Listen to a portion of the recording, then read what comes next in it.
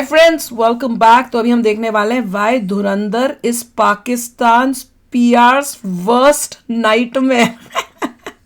मैं तभी तो कह रही हूँ कि ये मूवी जैसे साउथ वालों ने हर लैंग्वेज में बनाई इंक्लूडिंग इंग्लिश में बनाते हैं, वैसे ही धुरंधर को भी हर लैंग्वेज में बननी चाहिए थी, ताकि इंटरनेशनली वर्ल्ड में जैसे बाहर के थिएटर्स यूएसए में लग रही है वैसी कनाडा में लगेगी, दूसरी कंट्रीज में लगेगी। तो जो इंग्लिश जानते हैं वो ये मूवी देख सकते हैं और उनको भी पाकिस्तान की सच्चाई नजर आएगी। राइट, अगर ये ट्रूली इंग्लिश में कन्वर्ट हो रही है बहुत अच्छा, तब पीआर मजा होता आ है। जाए। अगर वही तो इंडिया के अंदर ही बताओगे तो तो इंडियंस को ऑलरेडी पता है, बट अगर बाहर आपको पीआर करनी है it has to come in English. और वही नेटफ्लिक्स तो में कह आ रहे रही है और जो नेटफ्लिक्स में आएगी तब इंग्लिश में भी होगी, तब नहीं, वो मजा तो आएगा। नीचे डब वो कैप्शनिंग लेकिन होती तो भी है, फर्क पड़ जाएगा, एक नेटफ्लिक्स से होता है बहुत फर्क पड़ जाएगा। कैप्शनिंग, एक होती है कैप्शनिंग से इतना फायदा नहीं होता जितना जैसे आप डब करके जो करते हो हर लैंग्वेज में बनाते हो उससे होता है। पर चलो मजे लेते हैं, कोई और कुछ नहीं तो पाकिस्तान तक तो ये पहुंच ही गई है। तो चलो वीडियो शुरू करते हैं। वीडियो शुरू करने से पहले अगर आप चैनल पर नए हो और आपने अभी तक सब्सक्राइब नहीं किया तो जल्दी से पहले सब्सक्राइब के बटन और बेल आइकन को क्लिक कर लो, ताकि आपको हमारे सारे न्यू वीडियोस के नोटिफिकेशन मिल जाए जैसे हम अपलोड करना। अगर आपको वीडियो पसंद आता है प्लीज लाइक एंड शेयर। चलिए शुरू करते हैं, मजे लेते हैं। देखिए, भारत में स्पाई थ्रिलर्स के नाम पे मजाक बना हुआ है। बेसिकली स्पाई क्राफ्ट की जगह ऐप पे फोकस किया जाता है। जल्दी मिलते हैं पठान से। ये तो नकली बॉडी थी दिखाने इसकी। के बजाय ये दिखाया जाता है कि एक्चुअली आईएसआई कितनी अच्छी है और हमेशा भारत की मदद करना चाहती है। मैं सोच रहा हूँ पठान अपने वतन के लिए कुछ भी कर सकते हैं। लेकिन अब आई है धुरंधर फिल्म, जिसमें वो पुराना पाकिस्तानी प्रेम नहीं दिखाया जा रहा। पाकिस्तान में बड़ा उदास सा माहौल था। यहाँ तो असली पाकिस्तान दिखाया जा रहा है। Bleed India with 1000 cuts। ड्रेमॉन डकैत की दी हुई मौत बड़ी कसाई नुमा होती है। अगर मेरे साथ दगाबाजी की ना तो मारने से पहले तुझे रणवा बना दूं। देखिए, धुरंधर के जो डायरेक्टर है आदित्य धार, उनकी जो प्रीवियस फिल्म थी उसका नाम था उरी। वो ऑब्वियसली मुझे बहुत पसंद थी, वो one of my favourite movies of 2019। इसलिए धुरंधर 2025 की मेरी सबसे एंटिसिपेटेड बॉलीवुड फिल्म थी। और ये फिल्म कैसी है? क्या इसने मेरे एक्सपेक्टेशंस को मीट किया या एक्सीड किया? जाओ जाके टिकट खरीदो जल्दी।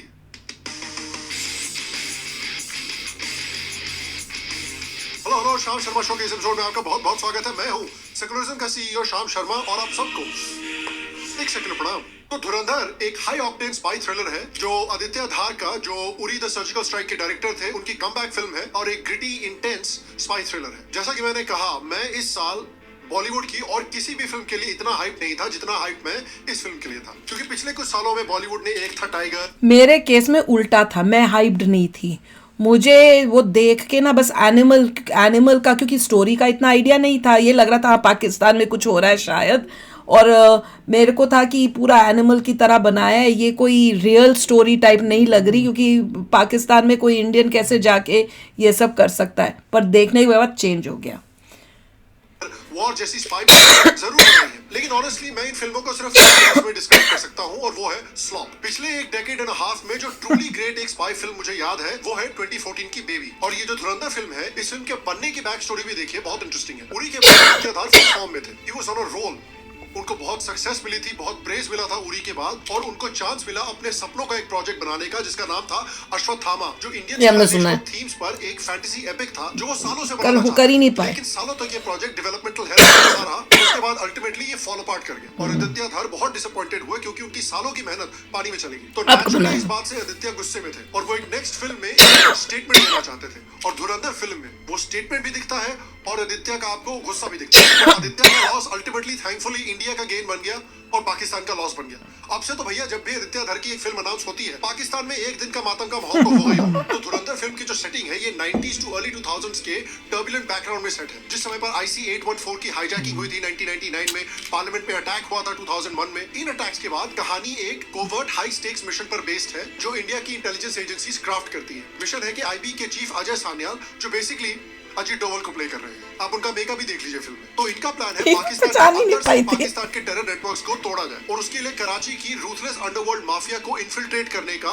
प्लान बनाया जाता है, क्योंकि ये माफिया भी टेरर इंफ्रास्ट्रक्चर के साथ जुड़ा हुआ है। तो इस मिशन के लिए आर माधवन एक यंग वॉलेटाइल बंदे को, जो रणवीर सिंह है, उनको रिक्रूट करते हैं, जो इनिशियली एक रिवेंज क्राइम में कस्टडी में था। उसमें उस गुस्से का उसमें मूवी में उन्होंने ये भी बताया था कि ये इस टाइप का मिशन करने के लिए बहुत सालों लगेंगे, क्योंकि हमें पहले ट्रेन करना पड़ेगा, सब करना, उसके बाद डालना पड़ेगा उसको, तो इसमें बहुत टाइम लगेगा। पर दे सेड चाहे टाइम जितना मर्जी लगे, सालों साल लग जाए, पर वी विल डू दिस।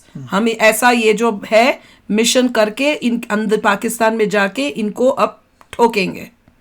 और उस ब्रूटैलिटी का और उस डिटर्मिनेशन का पोटेंशियल देखकर उसे ट्रेन करके एक कोवर्ट ऑपरेटिव बनाया जाता है और रणवीर सिंह कराची के लियारी एरिया में ड्रेडेड गैंगस्टर रहमान डकैत, जिसका रोल अक्षय खन्ना प्ले करते हैं, उनके गैंग में इन्फिल्ट्रेट करते हैं। तो कहानी है कि वो कैसे गैंग में राइज करता है, डबल लाइफ का उसके ऊपर क्या साइकोलॉजिकल टोल होता है, और एस्पियोनेज की जो ब्रूटैलिटी है और लियारी गैंग की जो गैंग वॉर की ब्रूटैलिटी है, उसको ये कैसे सर्वाइव करता है। मैं नहीं देख पाई थी ये। तो ये फिल्म फिक्शन है, मैंने आंख बंद कर ली थी। रॉ ऑपरेशंस पर ये बेस्ड है और उस दौर की जियोपॉलिटिक्स से भी इंस्पायर्ड है। कराची में रणवीर सिंह एसपी चौधरी आलम, जिसका रोल संजय दत्त प्ले करते हैं, उसकी मदद से रहमान को खत्म करने का प्लानिंग करता है। साथ ही साथ मेजर इकबाल, जिसका रोल अर्जुन रामपाल प्ले करते हैं, वो एक आईएसआई एजेंट है, उससे भी रणवीर सिंह का सामना होता है और ये बंदा 2611 का प्लानर होता है। फिल्म में 2611 की असली फुटेज भी यूज हुई है और दिखाया गया है कि कैसे इंडियन लाइव न्यूज ने अनजाने में आतंकियों को, उसके हैंडलर्स को रियल टाइम में हेल्प किया था। ये बात भी एक्सपोज की गई है। और एक बात आपको पता होनी चाहिए, भले ही इस फिल्म का नाम धुरंधर है, लेकिन ये एक्चुअली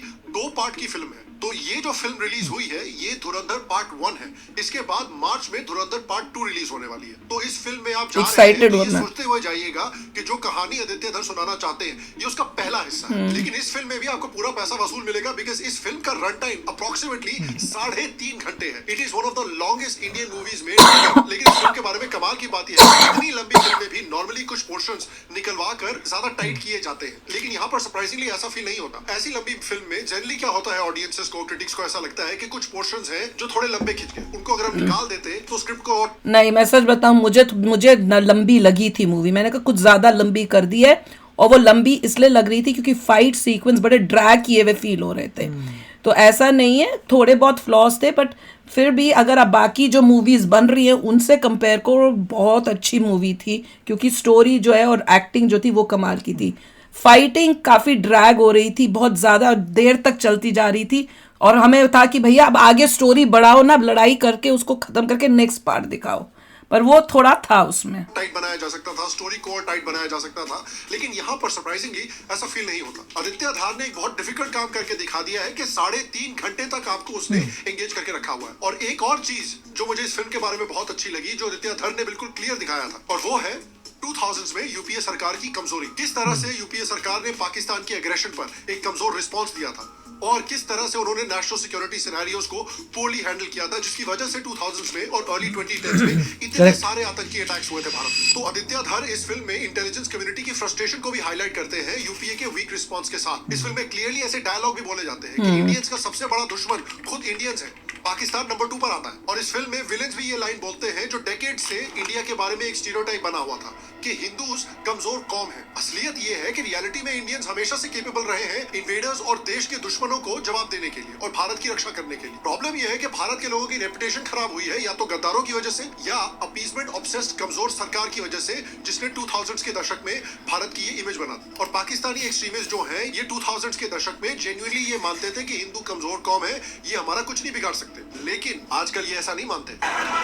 हिंदूज कमज़ोर कौम नहीं है, हिंदूज बड़े टॉलरेंट कौम है, क्योंकि उनके अंदर उनके रिलीजन में सबको साथ, सब रिलीजन्स का रिस्पेक्ट करना वो सिखाया गया है। तो आप ये नहीं कह सकते हो कि कमज़ोर है, वो कमज़ोर नहीं है, वो बड़ी टॉलरेंट है। अगर गुस्सा आएगा तो वो भी करेगी, पर वो हर चीज़ में चलो माफ़ कर देते हैं, चलो कोई बात नहीं, उस टाइप की सोच से है। और दूसरे रिलीजन्स को जो है उतना ही रिस्पेक्ट देते हैं जितना हम अपने रिलीजन को रिस्पेक्ट करते हैं। अनफॉर्चुनेटली जो ये कहते हैं ना कमज़ोर कौम है और दूसरी कौम के, उनके अंदर तो हेट्रेड और नफरत के अलावा कुछ और डाला ही नहीं गया है। मुझे एक और बात इस फिल्म के बारे में अच्छी लगी कि कितनी अच्छी तरीके से कराची को और लियारी जो एरिया है कराची का उसको कितनी अच्छी तरह से रिक्रिएट किया गया है। Seriously big shout out to the set designers क्योंकि उन्होंने रियल लोकेशंस यूज किए हैं और आप विश्वास नहीं करेंगे कि थाईलैंड में जाके इन्होंने कराची को रिक्रिएट किया। वो ये थाईलैंड में तो मुझे लगा इंडिया में किया होगा, इंडिया में करना चाहिए था। जो सेट्स हैं बिल्कुल रियल लगते हैं, बिल्कुल ऑथेंटिक लगते हैं। जो जगह है वो बिल्कुल लिव्ड इन वाली फील देती है, एकदम असली कराची लगती है। और एक्शन सीन्स भी ऐसे नहीं लगते कि बस ग्रीन स्क्रीन के सामने दो लोगों को रस्सियों से लटका के रखा हुआ है, जैसा कि वॉर 2 में हमें देखने को मिला था। एक्शन ग्रिटी है, रियलिस्टिक है और ब्रूटल है। यार मैं I used to pray for days like this कि ऐसी इंडियन स्पाई फिल्म बने जिसमें स्टेक्स असली हो, एक्शन रियलिस्टिक हो। मैं हमेशा सोचता था कि इंडिया का कैसीनो रॉयल या इंडिया की बोर्न ट्रिलॉजी हमें कब देखने को मिलेगी। ये रही, और ये तो भैया एक्शन को रियलिस्टिकली ब्रूटली दिखाने में उन फिल्मों से भी एक स्टेप आगे जाता है। इस फिल्म का एक्शन देख के ना मुझे वो किल फिल्म जो पिछले साल आई थी निकल कर, That was very good. वो फिल्म भी मैंने बहुत एंजॉय की थी। Very उसका good. एक्शन भी बहुत रियलिस्टिक था, बहुत ब्रूटल था। And you Yeah. Should check that film out as well. Film में लियारी गैंग वॉर्स की ब्रूटैलिटी को दिखाया जाता है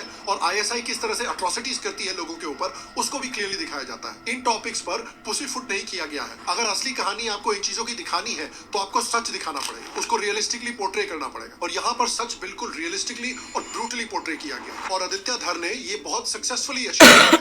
ना गैंग्स की ब्रूटैलिटी से पीछे हटता है, ना पाकिस्तानी मिलिट्री एस्टैब्लिशमेंट की डार्क साइड दिखाने से पीछे हटता है। एक्शन सीन्स ब्रूटल है लेकिन बहुत स्किलफुली कोरियोग्राफ किए गए। हर कैरेक्टर की ब्रूटैलिटी का अपना अंदाज है जो बहुत स्मार्ट तरीके से शोकेस किया गया है। जैसे अक्षय खन्ना, उसकी ब्रूटैलिटी का एक स्पेसिफिक स्टाइल है जो कि सैडिस्टिक है, लेकिन अक्षय खन्ना उसको एंजॉय करता है और अपनी पावर दिखाने के लिए वो ऐसा कर रहा है। अर्जुन रामपाल की ब्रूटैलिटी का अलग तरीका है, उसका भी स्टाइल अलग है। रणवीर सिंह की ब्रूटैलिटी रॉ है, गुस्से से भरी हुई है। इन तीनों के स्टाइल से कैरेक्टर्स की पर्सनैलिटीज क्लियरली निकल के आती है। और पर्सनालिटीज की अगर बात कर रहे हैं, कैरेक्टर्स के पोर्ट्रेयल की अगर बात कर रहे हैं, तो कास्टिंग की भी बात हमें करनी पड़ेगी। रणवीर सिंह ने ऑब्वियसली बहुत अच्छा काम किया है। हाँ, ये बंदा ऑफ स्क्रीन कभी कभी बहुत गुफी लगता है। अभी हाल में उसने कंट्रोवर्सी क्रिएट कर दी थी जिसकी वजह से कहीं फिल्म पे प्रॉब्लम हो जाती, लेकिन एक्टर अच्छा है। मुझे पहली बार ये तब फील हुआ जब उसने पेशवा बाजीराव का रोल प्ले किया था and I was really surprised, क्योंकि उस फिल्म में एक अनडिफीटेड जनरल की फिजिकलिटी, कॉन्फिडेंस और इंटेंसिटी लानी थी और उसने वो इंटेंसिटी दिखाई थी। और यहाँ पर भी वही फिजिकलिटी और इंटेंसिटी एक गुस्से वाले स्पाई में दिखानी थी और उसने दिखाई है, क्योंकि ही हैड टू पोर्ट्रे अ गाय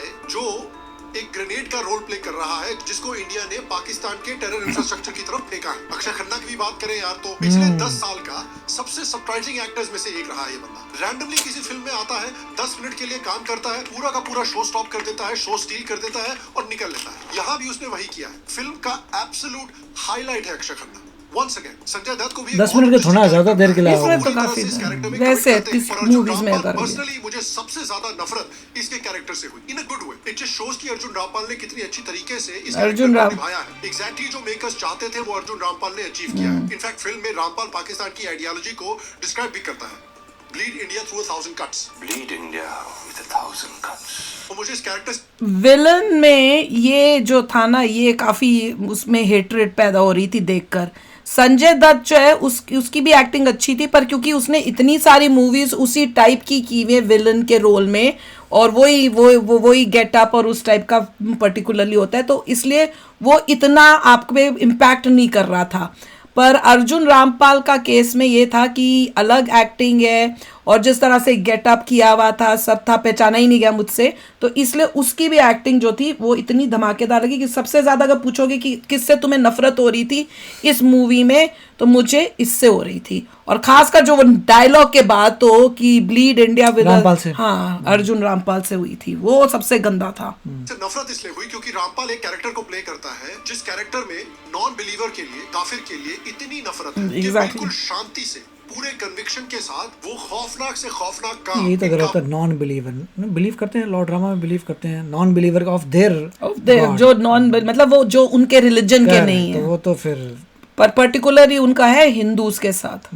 काफिरों के खिलाफ करने को तैयार है। और बहुत अच्छी तरीके से ये दिखाता है कि पाकिस्तान की आइडियोलॉजी इंडिया और इंडिया के आम लोगों के लिए कितना बड़ा एग्जिस्टेंशियल थ्रेट है आज भी। और हम आगे नहीं बढ़ सकते without talking about the music. Music भी जबरदस्त है। शाश्वत सचदेव जो है यार, लिटरल हिट मशीन, उसने उरी में भी गाने डाले थे और उरी के गाने आज भी मैं रेगुलरली सुनता हूं। अच्छा, उसने उरी के गाने भी डाले थे? सेम टीम थी मेरे पूरी टीम सिमिलर सेम ही की है। और कुछ ऐसे गाने हैं जो मेकर्स ने अभी तक रिलीज नहीं किए हैं, जो होपफुली जल्दी रिलीज होने वाले हैं। ये सॉन्ग्स अगले कई सालों तक मेरी प्लेलिस्ट में लूप पर रहने वाले हैं। उसके साथ साथ शाश्वत ने 80s और 90s के क्लासिक हिंदी सॉन्ग्स का यूज भी पूरी फिल्म में बहुत स्मार्टली किया है, और इन सॉन्ग्स को बहुत की मोमेंट्स में यूज किया गया है, जिससे मूवी का एक्साइटमेंट भी काफी बढ़ जाता है। और इसी वजह से पता नहीं चलता कि भैया 3.5 घंटे कहाँ निकल गए। तो शाश्वत और आदित्य धर की जोड़ी जो है हमेशा धमाकेदार ट्रैक्स देती है, और मुझे उम्मीद है कि ये पेयरिंग ऐसे ही बहुत सारी मूवीज में भी फ्यूचर में कंटिन्यू रहे। और धुरंधर अच्छा परफॉर्म भी कर रही है। धुरंधर की ओपनिंग रणवीर की अभी तक की सबसे बड़ी ओपनिंग रही है। पहले दिन अभी तो और भी बेटर कर रही है। करोड़ की ओपनिंग रही है। सिम्बा और पद्मावत से भी ज्यादा एडवांस बुकिंग भी इसकी अच्छी हुई थी। अप्रोक्सीमेटली 14 करोड़ फर्स्ट शो के पहले ही बुक हो गए थे, और इस मूवी का बहुत स्ट्रॉन्ग वर्ड ऑफ माउथ भी आ रहा है। एक वो तो और मैंने reason कहा ही है। मुझे ये फिल्म इतनी पसंद आ रही है कि भाई हम जब भी इंडिया के नेशनल हीरोज को, हमारे स्पाइस को जो इतने खतरे में जाके इंडियंस को डिफेंड करने का काम करते हैं, हम जब उनको सेलिब्रेट करते हैं तो पता नहीं क्यों कुछ लोगों का मेल्टडाउन शुरू हो जाता है। फॉर एग्जांपल हमारे देश के सबसे अनबायस्ड इन्फ्लुएंसर जो पैसे लेकर नेटफ्लिक्स के लिए गैंग्स ऑफ वासेपुर जैसी वायलेंट फिल्मों को और गुंडा राज को ग्लोरीफाई करने वाली फिल्मों को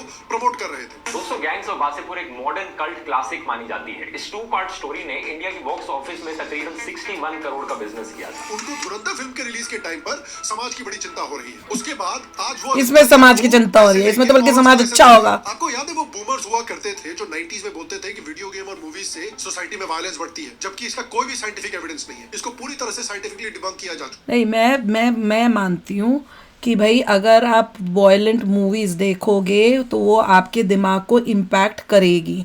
आई बिलीव इन इट। कई होते हैं जो समझदार होते हैं, उनको पता होता है कि ये चीज़ गलत है और नहीं करनी, पर कई होते हैं जो मेंटली इतने स्ट्रांग नहीं होते, वो उन चीज़ों से इन्फ्लुएंस होते हैं और वो काम करते हैं।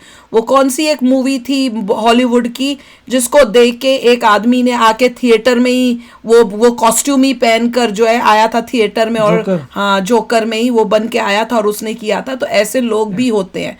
तो ये कहना मैं नहीं मानती कि भाई मूवीज जो है अगर आप देखो तो उससे इम्पैक्ट नहीं होता, पर हाँ अगर मूवी में कोई अच्छी शिक्षा है, जैसे कि इसमें दिखा रहे देशभक्ति, इंडिया का एक इंडियन अपने देश के लिए पाकिस्तान जाके ये सब कर रहा है, तो वो एक अच्छी पॉजिटिव चीज दिखाई जा रही है। पर एनिमल में था वो सारा ग्रे शेड था कि भैया इतना ऑब्सेशन था उसको अपने फादर के लिए। मैंने तो पूरी देखी भी नहीं थी इसलिए मुझे पूरा नहीं पता, पर उसमें बहुत नेगेटिविटी थी। वो करेक्टर जो था वो मॉरली अच्छा करेक्टर मुझे नहीं फील हुआ था वो, इसलिए उसको देख के मुझे लगा था कि ये गलत इंपैक्ट लाएगी बच्चों के अंदर या सोसाइटी के अंदर। पर ये केस में धुरंधर वो गलत इंपैक्ट नहीं ला रही, वो सिखा रही है कि देशभक्ति के लिए कितने एक्सट्रीम तक आप बंदा जा सकता है अपने देश को बचाने के लिए। So that is the difference. तो इसीलिए हम उन लोगों को बूमर बोल के उनका मजाक उड़ाते थे। तो ये आदमी जो है ये दुनिया का सबसे यंग बूमर है। ये बंदा सीक्रेट गेम्स जैसे वायलेंट टीवी शो को राइज ऑफ ओटीटी बोल के प्रमोट कर रहा था। आज जब किसी ने इससे पूछा कि भाई तुम धुरंधर को गालियां दे रहे हो, तुम गैंग्स ऑफ वासेपुर को और सीक्रेट गेम्स को प्रमोट कर रहे थे, तो वो कह रहा है कि नहीं मुझे तो उस समय पता नहीं था कि कितना इससे सोसाइटी पे बुरा इफेक्ट पड़ता है। लेकिन आज इसको सोसाइटी की बड़ी चिंता हो रही है। इससे सोसाइटी अच्छी होगी, देशभक्त बनेंगे। बरजानिया फिल्म में वायलेंस दिखाया गया था जो दिखाता है कि कैसे मुस्लिम ये बड़ी बात, हाँ सुना हमने। उसको ये सपोर्ट करेंगे क्योंकि बोलेंगे कि भैया ये हमें हॉरर दिखाना जरूरी है ताकि राइट्स में कितना लोगों को पेन हुआ था ये दुनिया को दिखाया जा सके। तो ये सिचुएशन देखिए, Pakistani ISI casually heinous war crimes कर रहे हैं हिंदूज के खिलाफ, सिख्स के खिलाफ, बलोचों के खिलाफ, पश्तून के खिलाफ, कश्मीरियों के खिलाफ, क्रिश्चियंस के खिलाफ, और इंडियन इन्फ्लुएंसर बोल रहे हैं कि लेकिन दिखा क्यों रहे हो? अबे साले, इनका चैनल ना रवांडन जेनोसाइड के समय पे होता तो क्या पता जो जर्नलिस्ट हैं जो वहां पे फोटो ले रहे हैं क्या पता उनको जाके डाल देते कि हाँ भाई यहाँ जेनोसाइड हो रहा है, लेकिन तुम दिखा क्यों रहे हो? इसके पड़ोस में कहीं मर्डर हो गया तो ये कहीं मीडिया वालों को ये अगर उल्टा होता तो तब देखो कितना शोर मचाते हैं। बस क्योंकि अब ऑपोजिट है इसलिए वो इस तरह से बोल रहे हैं। ये भी याद रखो। इतनी प्रॉब्लम हो रही है क्या ये गाजा में जो अभी हो रहा है वहाँ पे जो रिपोर्टर रिपोर्ट कर रहे हैं वही तो अभी मैंने बोला ना कि तुम ये सब दिखा क्यों रहे हो? हाँ, हो? उसमें तो ये बोलना शुरू हो जाता है। एक समय पे ये राहुल गांधी को, कांग्रेस पार्टी को भारत की सबसे करप्ट पार्टी बोला करते थे और आज ये राहुल गांधी के लिए ही सिर्फ करते रहता है 24 घंटे। दूसरे लोग भी इसको प्रोपेगेंडा बोल रहे हैं। खैर ये लोग औरंगजेब और टीपू सुल्तान को देश का हीरो मानते हैं तो इनके बारे में क्या ही बोली जाए। और कुछ एस्टैब्लिशमेंट फिल्म क्रिटिक्स भी इस मूवी से बहुत नाराज है। इसका बहुत इसकी वो हो रही है इंसल्ट।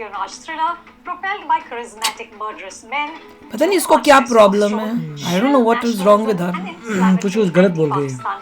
ऑनेस्टली पता नहीं इस वीडियो को देखकर लोग डिस्करेज होंगे या मुझे तो लगता है ज्यादा इनकरेज हो हमने तो इनकरेज ही पहले भी हमने देख पूछ सुना था नहीं कर दिया इस फिल्म ने। उरी पहले के भी समय पे भी बहुत लोगों के मेल्टडाउन्स हुए थे क्योंकि उस मूवी में भी पाकिस्तान की असलियत दिखाई ओए, गई। लाल सिंह चड्ढा की तरह सबको भेज दो दिखाया गया। पाकिस्तानी। उसके बाद आदित्य धर ने 370 जैसी मूवीज निकलवाई हैं। उसके बाद उसने बारामूला जैसी मूवीज भी प्रमोट की है जिसमें एक सुपरनैचुरल प्रेमिस का इस्तेमाल करके हमने नहीं कश्मीरी देखी हिंदुओं का जो बारामूला। पेन है, उनकी एथनिक क्लेंजिंग, उनकी जेनोसाइड का जो पेन है, उसको बहुत अच्छे से दिखाया गया है। और देखिए स्पेसिफिकली मैं आपको बताना चाहता हूँ कि ये मूवी इतनी मुझे क्यों पसंद है, क्योंकि फाइनली इंडिया का वन ऑफ द बिगेस्ट जो सॉफ्ट पावर मशीन है यानी इंडियन सिनेमा अब इंडिया की असली उनके साइड की कहानी सुना रहा है पूरी दुनिया को। And this is India all अब because दुनिया कि को मोदी अपना जी आए, point of view बीजेपी दिखा। आई है। वेस्टर्न लोगों से फेक इंडियन हिस्टोरिकल प्रोपेगेंडा करवाने के बजाय अब अपनी सही हिस्ट्री खुद पूरी दुनिया को बता रहा है। Exactly. इंडियन सिनेमा को क्लियरली यूज करके इंडिया अपने दुश्मन और उसके बिहेवियर को पूरी दुनिया के सामने एक्सपोज कर रहा है। इंडिया अपनी नैरेटिव की रेंज खुद अपनी हाथों में ले रहा है।